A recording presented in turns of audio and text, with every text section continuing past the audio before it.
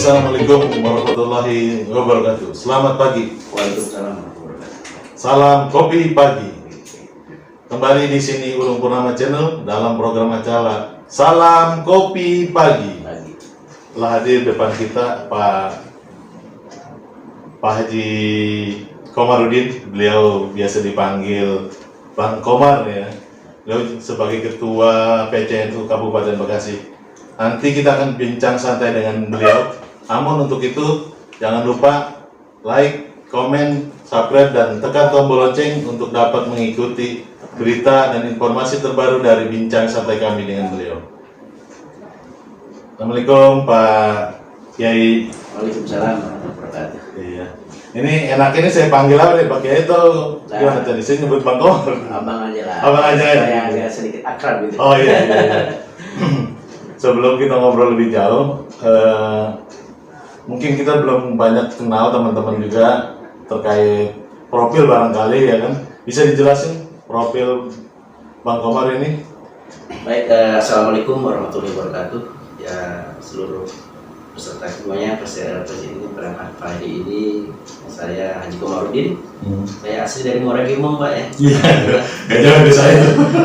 Ya saya di Pantai Bakti. Ya, Iya. Lahir di Bekasi tanggal 4 Februari 1969 ya. Saya SD di Muara Gembong, kemudian melanjutkan ke MTS Al Jihadiyah Subatani, kemudian melanjutkan ke PGA Negeri Bogor, IAIN Jakarta, dan S2 di IPB Jakarta.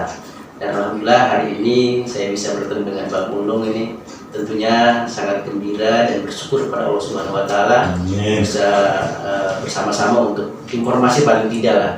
Jadi saya ini adalah dilahirkan di Gembong yang utara sana ya, tentunya saya ingin berbagi lah bagaimana jejak saya sejak kecil ya sampai sekarang menjadi ketua Tanfidiyah PCN Kota Bekasi. Tentunya ini semua adalah berawal dari aktivis saya sebagai seorang mahasiswa pada saat di Jakarta. Saya aktif di pergerakan mahasiswa Islam sebagai wakil sekretaris komisariat Ciputat pada saat itu bersama rekan-rekan di Jakarta. Dan saya pulang dan akhirnya saya menjadi sekretaris Ansor dan sekaligus sekretaris PKB Partai Kebangkitan Bangsa pada saat itu di tahun 2004. Nah tentunya ini semua 2005 kemudian saya menjadi PNS dan diangkat menjadi calon penghulu dan kemudian diangkat jadi kepala KUA di beberapa tempat di Kabupaten Bekasi selama 8 tahun. Dan sekarang saya menduduki jabatan sebagai kepala seksi PD Pontren Pendidikan Diniyah dan Pesantren di Kabupaten Subang. Di Kabupaten Subang. Awalnya di Kabupaten Bekasi dan dimutasi ke Kabupaten Subang supaya pinter Pak. Supaya pinter dan setelah nanti sekolah di Subang insya Allah Bisa. Doanya saja supaya karir saya lancar. Dan tentunya juga selalu sehat itu karena saya selalu motorik dan bergerak terus walaupun saya di Subang tetap semangat. PCN Kota Bekasi tetap saya Jumat Sabtu Minggu saya pasti keliling gitu. Pasti keliling untuk konsolidasi organisasi terutama di MWC dan di ranting-ranting yang ada di Kabupaten Bekasi. Sekretaris sekilas pendidikan saya tadi sudah, alhamdulillah anak saya 2, istri saya 1, dan alhamdulillah mudah-mudahan nanti bisa berkiprah terus di Bekasi, tentunya akan membawa Bekasi lebih maju dan berkah dan seperti itu sementara. Tadi kan sempat dijelaskan Pak Bang Komar terkait aktif di Ansor, ya kan, kemudian di NU. Nah itu sebelumnya ada lagi aktif di lembaga-lembaga lain di kemasyarakatan gitu? Saya sejak dua periode ini, hampir 10 tahun Pak, saya sebagai Ketua Umum Badan Musyawarah Perguruan Swasta. Nah itu apa itu bisa dijelaskan? Jadi Badan Musyawarah Perguruan Swasta itu adalah membawahi dan suatu wadah perkumpulan dari seluruh yayasan-yayasan yang ada di Kabupaten Bekasi. termasuk kampus-kampus juga ya. Termasuk Yayasan kampus. itu memiliki lembaga pendidikan. Ada beberapa yayasan yang memang di dalamnya kan ada tingkat SD, Ya. tingkat SMP atau sanawiyah, ada SMA, SMK dan juga perguruan tinggi. Hmm. Nah tentunya ini semua menjadi saya yang merasa dibesarkan di BMPS itu juga. Ya, ya. Jadi Badan Musyawarah Penuh Swasta ini bang masanya banyak dan saya pun pernah aktif juga di KPRA bang. Apa tuh? KPRA tuh ya? KPRA itu dulu namanya kelompok aktivis pembela rakyat. Lah, kapan itu? Kapan Itu itu? sejak sebelum PNS saya. Sejarahnya lama juga ketika orang tua saya masih ada pada saat itu Pak Bupatinya Pak Wikanda. Saya punya PR pada saat itu antara SPPT dengan Garapan Tanah Kehutanan di Muara Gembong Itu sekitar tahun 95 kali ya? ya betul. 95-an ya? 95-an. Iya. Kelas saya 93 selesai kuliah. Hmm. 95 saya aktif di KPRA itu. Iya, Nah, di iya. KPRA itu saya sebagai ketua dan memang pada saat itu kita bagaimana masyarakat Muara Gembong yang hampir seluruhnya masyarakat itu tanahnya itu adalah tanah kehutanan Iya. yang pada saat itu. Tapi pada saat itu ada dua iuran, Pak. Ada SPPT dan GRPKH. Nah ini kita gugat ini. Iya, iya. Salahnya Pak Wikanda itu. Tapi saya Pak Wikanda itu teman orang tua saya, tapi saya inget perjuangannya gitu. Ini kok anak Pak Haji Samsudin pada saat itu kan, Iya, kok iya. jadi gugat saya nih. Tapi SPPT itu akhirnya kan ternyata memang itu permainan, Pak. Ternyata permainan. Oh. Nah jadi masyarakat merasa terbebani dengan dua iuran itu. Nah Iya. dan akhirnya saya kerjasama dengan perhutani pada saat itu. Iya. Saya. Jadi akhirnya pembebanan terhadap apa namanya tadi istilahnya? Mau SPPT dan SPP, GRPKH. ya RPKH itu akhirnya dihapuskan. Dihapus. Karena kan di daerah lain di Kabupaten Bekasi hanya Iya. SPPT aja kan Betul, gitu. makanya. Kenapa di apa namanya Muara Gembong itu berbeda? Dan Muara Gembong istimewa. Makanya pada saat itu kita mencoba untuk membela masyarakat. Hmm. Memang ini adalah ke Garapan dan Garapan sampai sekarang pun kita berjuang memang belum tuntas ya. Hmm. Sampai sekarang pun memang tanah Garapan itu susah sekali untuk di AJB kan atau dibuat tanah pribadi sampai sekarang itu. Jadi kelihatannya memang beliau Bang Komar ini sejak awal lulus kuliah ya, Ya. memang sudah mulai terbiasa aktif di masyarakat ya. Saya juga memang aktif di Ansor ketika di sekretaris Ansor Ya. dan juga saya juga di Berawal dari Ansor mana nih, Pak? Ansor Bekasi, Pak. Ansor Bekasi maksudnya di level maksudnya di kabupaten Karena maksudnya. ketika itu ada peralihan atau Hmm. pemekaran antara kabupaten dan kota. Iya, iya. Aku ingat saya almarhum Haji Jamal Hmm. pada saat itu langsung menunjuk saudara saya lah, Soleh Jalani sebagai ketua dan Iya. saya sebagai sekretaris. Hmm. Dan saya merangkap juga waktu itu sekretaris partai ketika saya belum PNS. Nah, itu berapa lama tuh menjadi 5 sekretaris? tahun. 5 tahun. Lima Ya? tahun keduanya saya sudah PNS. Sudah gak bisa aktif. Ya aktif sebenarnya boleh, cuman Cuma nggak di partai ya? Karena saya waktu itu nggak di partai dan di Ansor masih, tetapi memang aktivitas untuk di Ansornya lebih di inilah apa ya agar jangan sampai pekerjaan PNS-nya terganggu lah. Iya, iya. Tapi alhamdulillah ketika saya di di PNS pun saya tetap masih mengajar yaitu di Presiden University dan SMA Presiden Boarding School. Hmm. Dan sampai kemarin lah saya sampai 11 tahun ya di sana di SMA Presiden. Di SMA Presiden. Betul. Di sini Jawa Bekasi ya? Jawa BK ya. Hmm. Dan satu-satunya emang nomor ini Pak, emang agak nakal saya. Maksudnya? Walaupun saya nggak bisa bahasa Inggris, bahasa Arab, tapi saya nekat gitu. Ya, jadi kalau perkenalan ke siswa gimana pakai bahasa Arab dong? Wah, pakai bahasa Inggris sedikit lah ya. Artinya memang pada saat itu memang Pak Brigjen Bambang almarhum, ada Pak Kolonel Syuhadi, ada Pak Ermaya, juga beberapa ya mantan-mantan jenderal yang memang pada saat itu memimpin Yayasan Jawa BK lah, atau ya Presiden University. Dan saya 2004 ketika saya mencalonkan diri sebagai legislatif, saya tidak jadi waktu itu ya. Saya langsung terjun ke dunia pendidikan dan saya melamar di SMA Presiden dan diterima oleh Pak Brigjen Bambang. Karena pada saat itu Presiden itu kan memang didirikan oleh Pak Gus Dur ya. Ketika saya ingat ketika saya menjadi sekretaris PKB pada saat itu, dan saya ikut pada saat itu dengan Pak S. Hikam ya. Termasuk di dalamnya ada sahabat kita juga Pak Nur Fuad. Dan kita mengajak Gus Dur untuk meresmikan kenapa di Presiden. Jadi dari Presiden itu dari Gus Dur itu. Oh iya itu makanya itu riwayat ada Iya, kampus ada. Universitas Presiden gitu ya. Makanya saya di SMA dari tahun 2004 sampai terakhir kemarin 2019. Dan saya alhamdulillah bisa keliling negara itu melalui SMA Presiden, bukan kepala KU aja. Tapi jangan terlalu jauh karena memang kita juga ya. Tapi itulah aktivis namanya. Iya. Jadi kita memang ingin besar ya dari bukan hanya dari PNS tapi dari yang lain. Iya. Ya kan setiap kegiatan, apalagi ini bermanfaat orang banyak, Betul. tentu kan banyak yang merespon gitu, Ya, ada yang positif gitu. Kemudian ngomong-ngomong terkait itu, sejak kapan sih Pak terpilih jadi ketua Saya PC? aktif di NU sebenarnya dari mulai ketua MWC saya dulu. Dari ketua MBC. Jadi MWC Muara Gimbung. Sejak tahun berapa tuh di Tahun MBC? 99. 99. 99. Kemudian dari MBC Nah, naik di MWC naik saya ke pengurus pengurus PC. PC. Walaupun maknya waktu itu zaman Pak Kiai Sopadianawi almarhum, ada Pak Babai, ada Pak Dr. Faisal, ada Kiai saya, Kiai Mausuli Malik, ada Kiai Anwar, Ali Anwar, ada beberapa teman lah yang di Yaping. Dan pada saat itu memang kita berjuang bersama-sama untuk kenapa? Pertama kali NU di Bekasi itu ya Tambun, Pak. Dan sejarah jangan lupa bahwa Yaping adalah yang pertama kali NU Bekasi bersinar gitu. Nah, maaf ketika itu saya merasa prihatin. 10 tahun kemarin ketika sebelum saya terpilih itu stagnan. Kenapa Yaping tidak seperti itu? Karena memang stagnan, ada sesuatu hal. Iya. Nah, setelah saya terpilih kemarin, saya kan langsung kemana terpilih secara ya maaf lah, berjuang lah. Karena satu tahun saya tertunda, ya, ada sedikit ya itu tadi tuh ya, ada konflik tapi menarik gitu lah. Akhirnya saya terpilih pada saat di Meikarta kemarin, ya, itu ya, alhamdulillah terpilih setelah aklamasi, ya, dan alhamdulillah dan susun kepengurusan dan kepengurusan ini pun baru dari Januari kemarin 2021 sampai sekarang dan alhamdulillah. Fokus pertama saya adalah bagaimana konsolidasi organisasi yang dari tingkat ranting sampai dengan anak ranting sampai MWC semuanya kedua lembaga-lembaga ada 18 lembaga dan ada beberapa juga banom-banom yang harus kita rapihkan karena memang Bekasi ini unik jadi harus kita betul-betul fokus dan bagaimana NU ke depan agar terbuka open bagi seluruh orang dalam konteks kita bagi membesarkan NU. Tadi kan ada lembaga-lembaga di bawah NU ya. Bisa disebutkan apa saja Bapak bagian di antaranya lembaga itu adalah yang identik dengan LBM, Lembaga Basrul Masail. Ada lembaga LTN, itu lembaga medianya. Oh, untuk medianya ya. Kedua ada LTM, Lembaga Takmir Masjid. Iya. Ada juga lembaga LKKNU, Lembaga Kesejahteraan Ketahanan NU.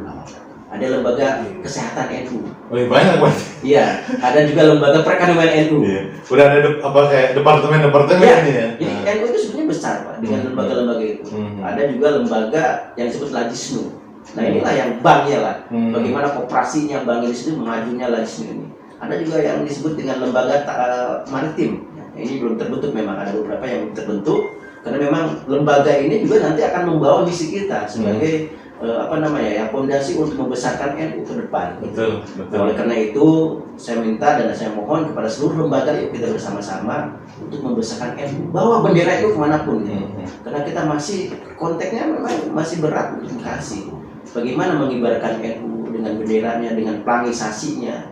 Yang ke depan kita punya program yang disebut pelangisasi masjid, pelangisasi ranting dan pelangisasi MWC seluruh kota Bekasi. Menarik Pak terkait program pelangisasi. Iya.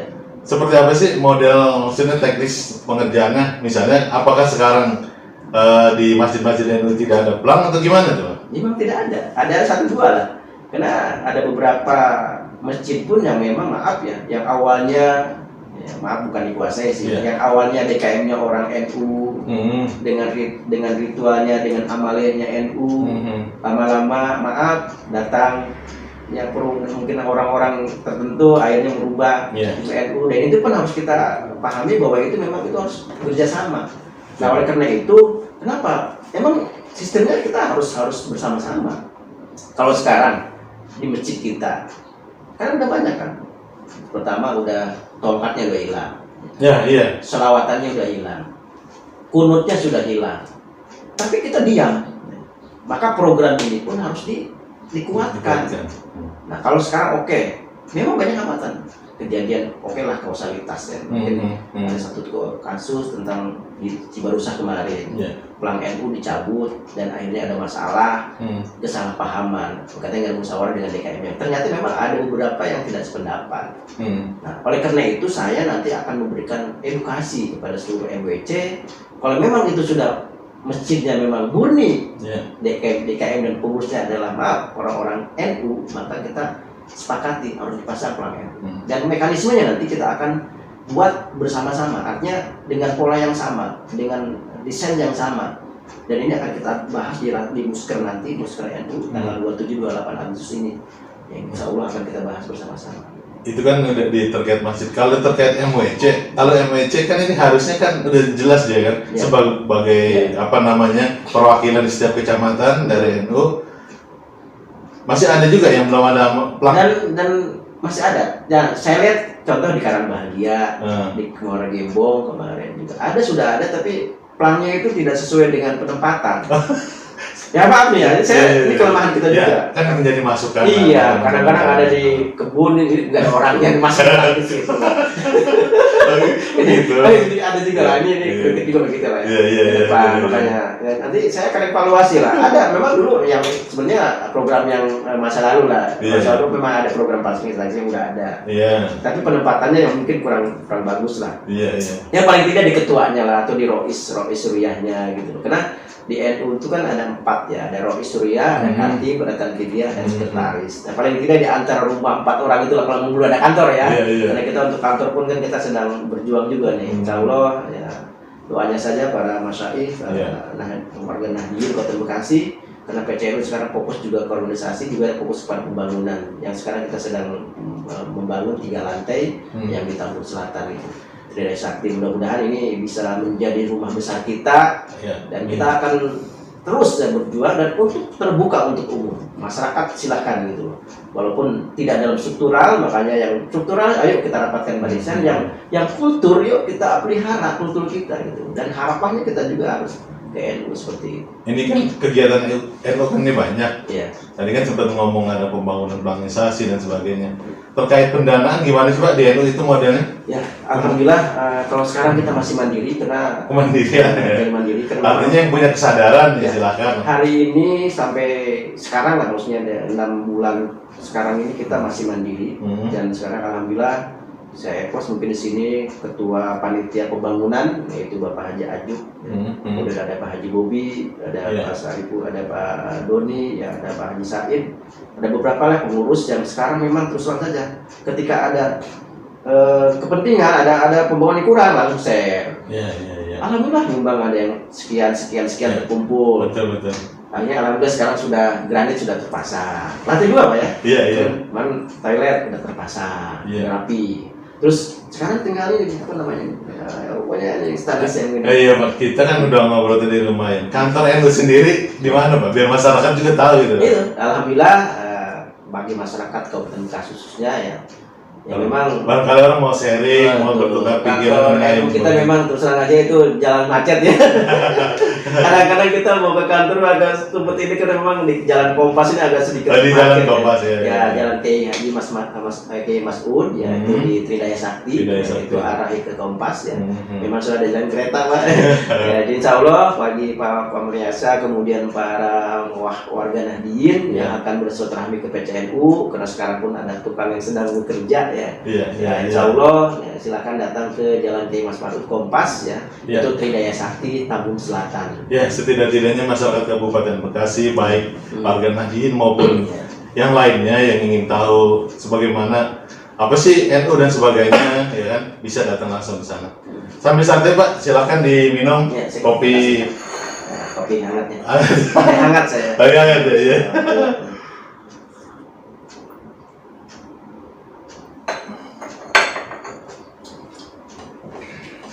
Terus Pak, nyambung terkait NU dan program, tadi kan sudah dijelaskan beberapa program dari Bapak sebagai Ketua Tahbidz Pak ya? Ini kan kita Kabupaten Bekasi ini kan daerah industri Pak. Kira-kira kedepannya NU ini program seperti apa Pak untuk sinergi dengan kawasan industri itu? Yang pertama, saya ingin bagaimana NU ke depan besar, Bekasi khususnya. NU sudah besar, tapi untuk Bekasi memang perlu perjuangan. Terutama tadi betul perlu ada sinergitas dengan para pengusaha dan perusahaan. Tentunya yang pertama yang saya ingin besarkan adalah bagi penguatan tadi organisasi itu. Yang kedua, maka sinergitas ini harus disambungkan dengan lembaga-lembaga yang ada. Contoh lembaga perekonomian NU, LPNU, dengan Lajisnu-nya. Dan alhamdulillah sekarang lagi sudah berjalan dan bahkan kita sudah punya link dan punya rekening PCNU Sekretaris Majelis yaitu di Bank BJB. Nah tentunya para pengusaha dan ini nanti kita akan juga membentuk PRINU. PRINU, Pengurus Ranting Istimewa pengurus ranting istimewa. yang ada di perumahan-perumahan. Jadi kalau nanti saya Nanti SK-nya dari PC atau dari PCNU. dari PCNU? Dari PCNU nanti meng-SK-kan Iya. kepengurusan yang ada di ranting-ranting istimewa. Karena memang terus terang saja sekarang ranting-ranting istimewa itu adalah banyak orang-orang masyarakat yang warga Nahdien yang belum terakomodir dengan kepengurusan di ranting. Iya. Nah, karena ada ranting istimewa, walaupun maaf mungkin belum ada daerah, tapi ini adalah inovasi. Iya. Kenapa? Kebanyakan masjid-masjid, musola-musola yang di perumahan itu yang banyak kadang-kadang perbedaan pendapat. Konflik dari internal, ada konflik dari eksternal, ada yang masuk orang. Nah maka itu harus selesaikan dengan PRINU-nya. Dan juga keduanya sinergi nanti di perusahaan. Kenapa? Karena di perusahaan di perumahan itu banyak karyawan-karyawan dan bahkan mungkin ada manajer, ada HRD. Betul. Nah apalagi dia mungkin dulunya DDNU, nah sekarang jadi NU nih. Apa ada PRINU? Nah mengurus ranting istimewa yang disiapkan untuk perumahan-perumahan. Nah, terkait PRINU itu, misalnya kan ada satu komplek perumahan. Ya. Apakah mereka harus mendatangi dulu untuk mendapatkan mandat atau dapat SK ke PC? Itu seperti apa? Dan masyarakat mungkin secara umum saya sebagai Tanfidiah PC Kota Bekasi mengharapkan ketika memang dalam perumahan itu ingin membentuk pengurus ranting istimewa, maka segera silakan hubungi kami di PCNU. Ada syarat-syarat khususnya, Pak? Syaratnya cukup tidak ada berita acara pembentukan lah. Oh, ada berita acara pembentukan. Maksudnya harus ada sekian orang gitu. Ya cukup 9 orang. Kita kan memang ada 9 bintang lah cukup. Di 9 orang ada muhtasarnya, ada jajaran roisnya, ada jajaran tanfidiah. Jadi 3 itulah yang persyaratannya. Jajaran muhtasar ya 3 orang cukup. Jajaran tanfidiah 3 orang. Jajaran rois suriahnya itu 3 orang. Nah, dari 3 orang ini sudah bisa dibentuk untuk pengurus ranting istimewa. Silakan nanti hubungi kami ya, di PCNU bagi masyarakat yang mungkin perumahan yang ingin membentuk pengurus ranting istimewa ini. Dan insya Allah kami akan support mungkin dari tentang manajemen, tentang strukturnya dan juga nanti pembinaan-pembinaannya. Dan insya Allah itu akan kita hapuskan ya, karena memang ini salah satu dari dakwah kami ya agar bisa merekrut masyarakat perumahan-perumahan yang kelihatan ini butuh apa namanya PCNU harus lebih intensif untuk menginfokan ataupun mengumumkan bahwa kan hampir sebagian besar ini banyak perumahan di Kabupaten Bekasi tapi tidak mengetahui adanya program ini gitu loh. Termasuk saya sendiri sebenarnya. Ya memang ya kita kan memang fokusnya ke sana ke organisasi. Insya Allah lah ke depannya masyarakat Bekasi tentunya saya ingin mengajak kepada warga masyarakat Bekasi yang Nahdien khususnya untuk para masyarakat Bekasi kita bersama-sama bersatu untuk membesarkan dan untuk menjaga marwah dari NU sendiri. Dan yang tadi yang berdana tadi kita sebetulnya prihatin gitu. Selama ini maaf nih, selama 5 tahun kemarin sama sekali kita tidak punya andil dan tidak punya hibah dari pemerintah daerah. Nah makanya PR besar bagi kami dan kami insya Allah akan sinergi dengan Pak Kapolres, dengan Pak Bupati, dengan Pak Danjimnya, semuanya kita akan ketua DPRD-nya, kita akan sinergi dan setelah sinergi kita akan masukkan anggaran-anggaran untuk hibah ini. Nah selama ini, sementara ini tadi mandiri betul, karena kami sekarang ini belum bikin proposal kan. Sementara ini kami masih mandiri, masih memang kita kuat sendiri dulu. Termasuk membangun kantor. Dan sekarang udah hampir ya yang lantai 2 selesai dan insya Allah kita akan teruskan di lantai 2 dulu dan insya Allah lantai 3-nya kita buat santai lah. Buat seperti ini nanti ambil kopi juga akan seperti ini lah mungkin saya akan tiru nih Pak seperti ini belum nih mudah-mudahan nanti bisa ngerokok bareng di sana bahkan ada kopitariannya nanti di lantai 3 mungkin juga masyarakat setelah adanya kita podcast ini ada yang memberikan sumbangan dan sebagainya bahwa ada nih lembaga NU ini eksis dan sebagainya harus sedang membutuhkan dana untuk bantuan mungkin itu sudah ya mungkin terkait Pemda Pak, apakah maksudnya kan ya kita udah tahu lembaga NU mungkin eksis sudah lama dan sebagainya. Terus kok apakah tidak ada sinergi gitu Pak untuk keluarnya ada bantuan hibah dari pemerintah daerah sendiri? Ya itulah yang saya sangat sesali ya kenapa sih 5 tahun kemarin sama sekali tidak ada hibah. Nah mungkinnya ada apa?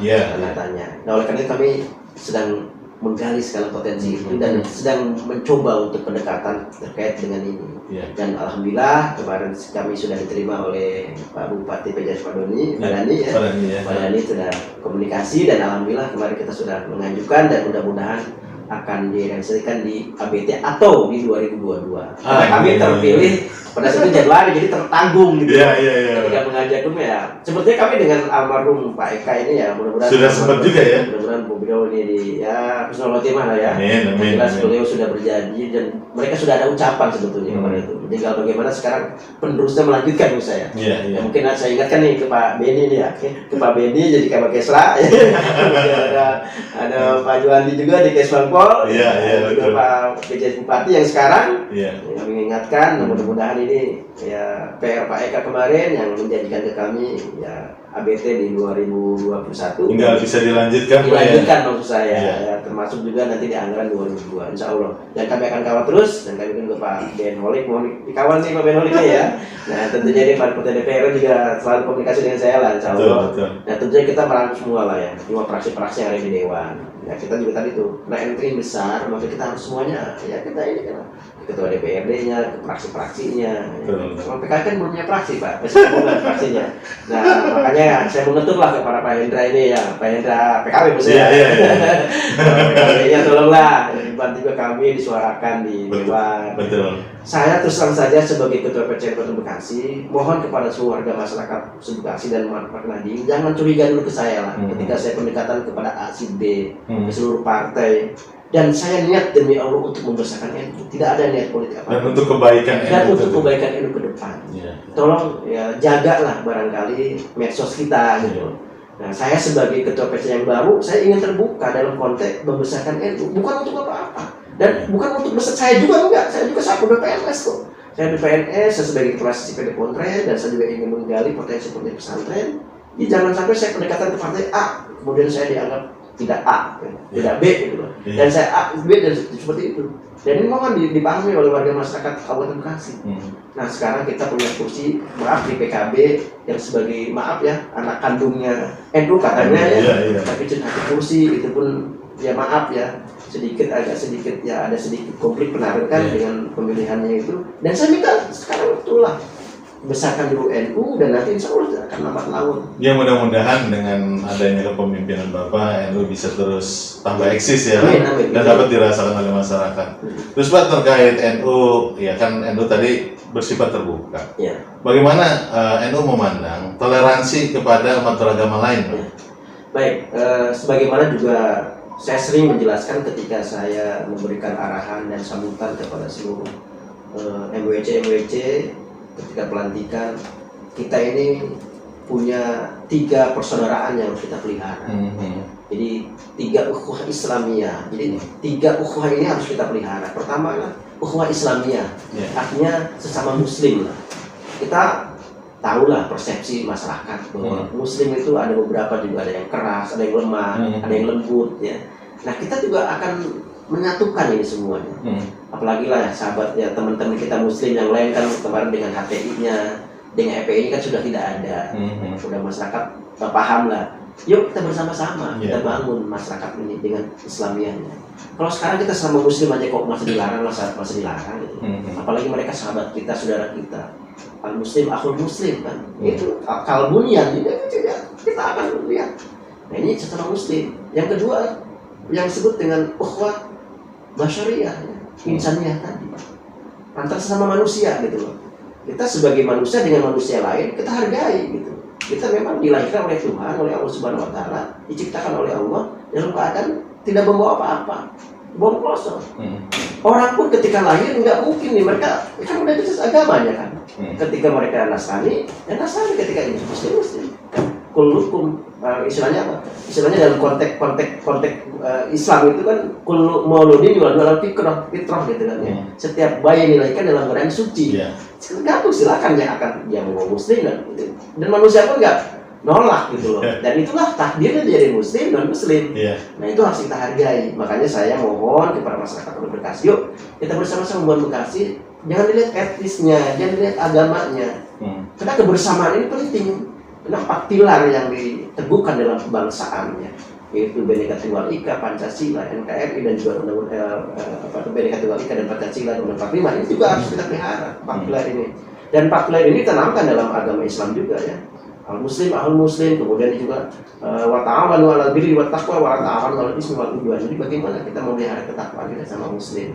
Nah tentunya ini semua harus kita dasari dengan ikhlas, dengan hati yang tulus untuk bersamaan. Nah yang terakhir adalah yang disebut dengan ukhuwah watoniyah.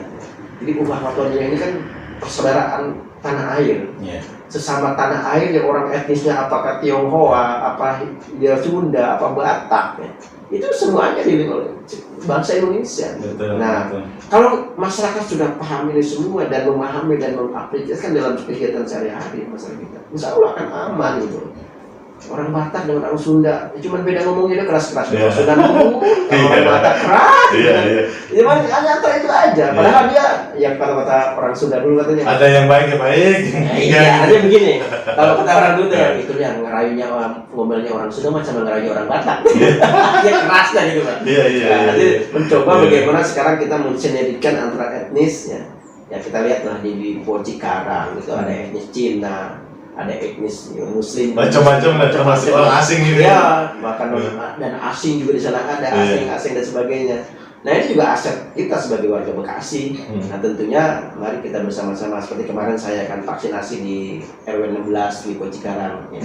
Termasuk di Limbah Hijau, di Cibiu. Nah itu vaksinasi itu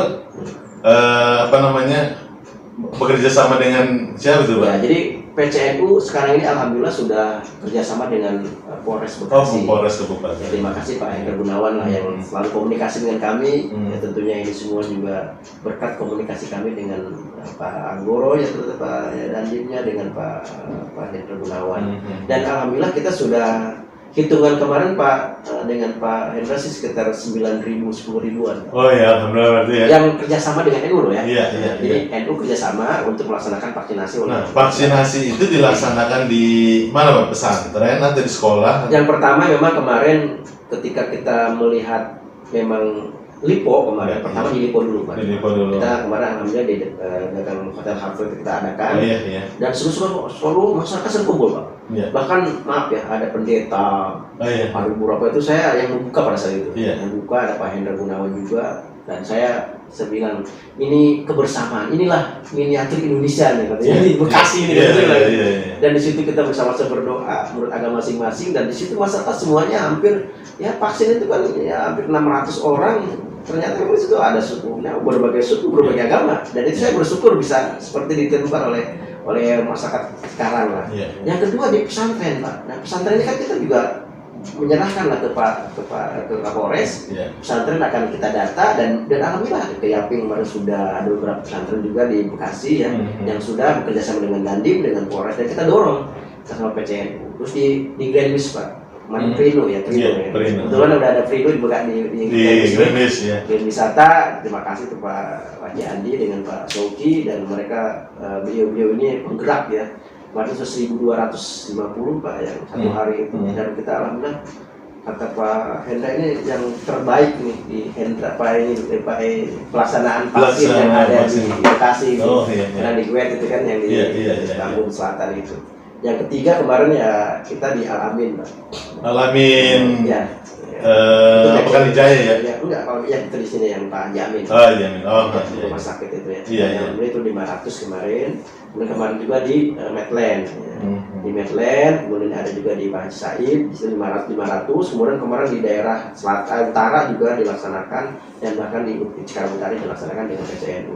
Nah, tentunya ini semua berkat kerjasama dan tentunya ya sinergitas lah antara pemerintah daerah dengan Pak Kapolres, dengan Pak Dandim, sehingga kita bisa bersama-sama untuk mengedukasi masyarakat agar bisa divaksin seperti itu. Terus Pak, NU sendiri pernah nggak membuat catatan ada pendataan terhadap jumlah pesantren di Kabupaten Bekasi ini Pak? Jadi gini, pesantren yang saya tahu yang memang saya juga sebagai kepala seksi Pemkot Kabupaten Bekasi itu, pesantren di kita memang jumlahnya memang ada yang belum tercatat. Kalau dalam istilahnya ada zona merah, ada zona kuning, zona hijau. Kenapa disebut pesantren demikian? Karena pesantren ada yang mereka itu sudah terdaftar, tapi terdaftar secara lokal. Iya. tidak online ke pusat. Dan bahkan ada yang zona merah itu pesantrennya udah nggak, pesantrennya ada, santrinya udah nggak ada. Pesantren ada, santrinya Santrinya udah nggak ada. Nah itu artinya zona merah kan. Iya. Hijaunya ada, tapi ya itu harus di ini kan. Kalau yang kuning kan itu kadang-kadang santrinya ada sih, cuma beberapa santri, cuma hijaunya belum terurus gitu loh. Nah jumlahnya itu sekitar 250-an. 250-an ya. Terima kasih. Ini Pak, kalau pesantren-pesantren modern, ya kan banyak kan di Kabupaten Bekasi yang sudah pesantren modern. Itu programnya itu ada program-program selain mempelajari agama, ilmu bahasa asing dan sebagainya.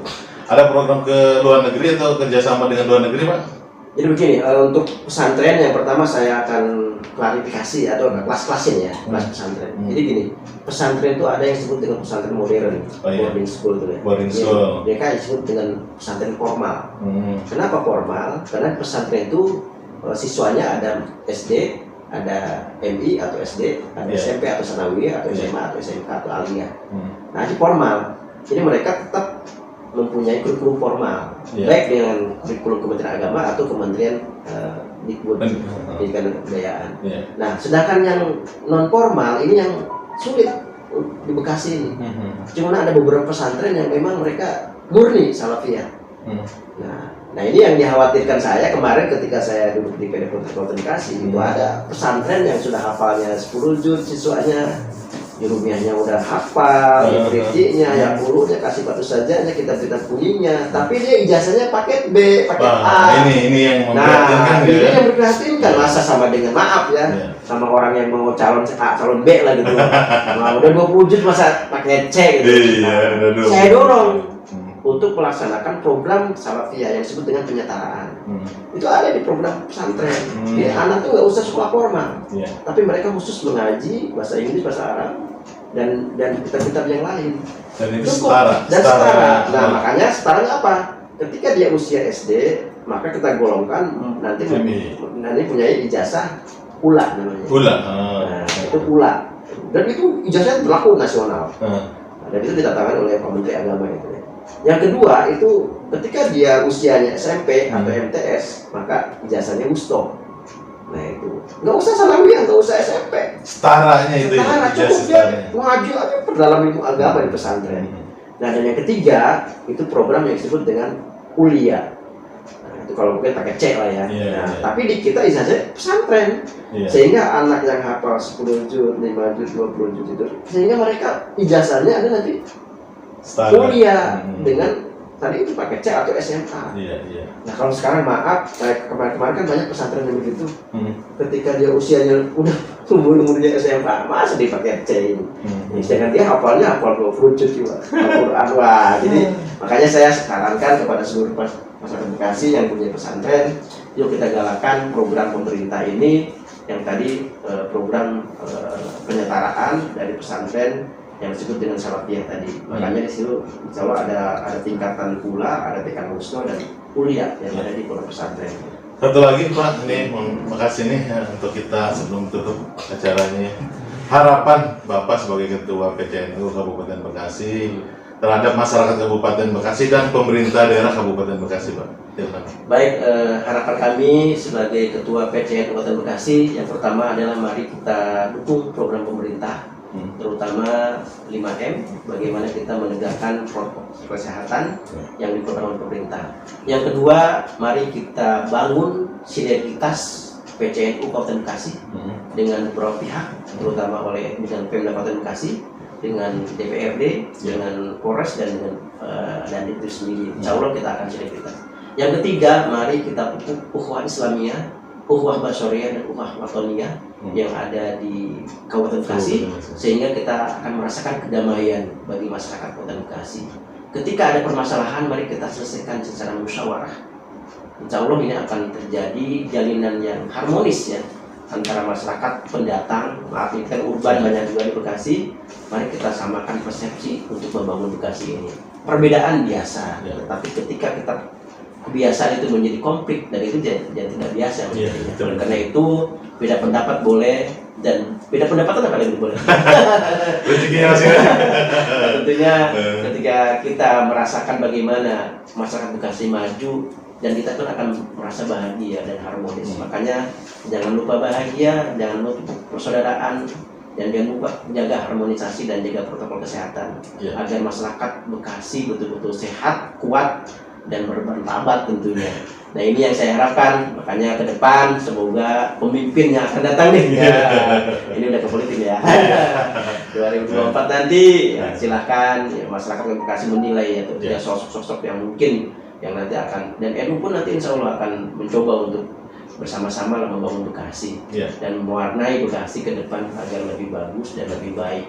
Tentunya itu semua harapan kami sebagai pengurus cabang Nahdlatul Ulama Kota Bekasi. Semoga sukses selalu, barokah.